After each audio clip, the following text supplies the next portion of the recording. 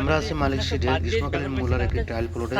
চলুন মূলার flea beetle পোকা সম্পর্কে তাদের মুখ থেকে কিছু তথ্য জানি। যদি আমরা সকালবেলা করে হালকা করে ছাইটা ছিটিয়ে দিতে পারি, এটার জন্য হচ্ছে এই বিকল্প হিসেবে কাজ করে।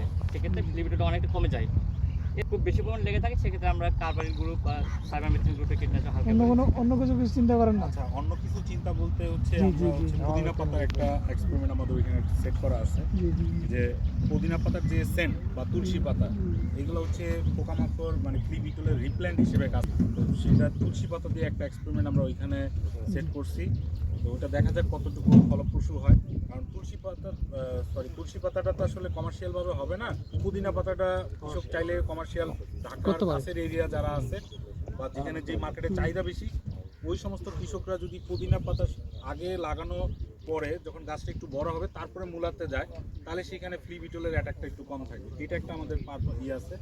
আর এটা হচ্ছে যে জমিতে আমরা মূলা চাষ করব, সেইখানে যদি আগেই, এখন সমস্যা হচ্ছে আমাদের জমিগুলা খণ্ড খণ্ড, এক এক কৃষক এক একটা ফসল করে। যদি এরকম হয় কমিউনিটি বেজে যারা যদি কেউ করে, তখন দেখা গেলো যে আমি 1 শতক জমিতে এমনি প্রথমে কিছু বীজ ছিটায় দিলাম, আর ওই সময় পোকাগুলা জার্মিনেশনের পরে অ্যাটাক করলো অনেক, আর ওইটাকে আমি কেমিক্যালি কন্ট্রোল করার পরে যদি চাষাবাদ করি, সেই ক্ষেত্রে একটা উপায় হইতে পারে, কিন্তু সেটা ফার্মার কমিউনিটি একটা বেজ করা লাগে। এখন তো ওটা সম্ভব হচ্ছে না, এই জন্য আমরা ওই পুদিনা পাতার এক্সপেরিমেন্টে একটা আমরা করতেছি, এবং আমাদের কিছু লিড ফার্মারও ওইটা ট্রায়ালে আমরা রাখছি।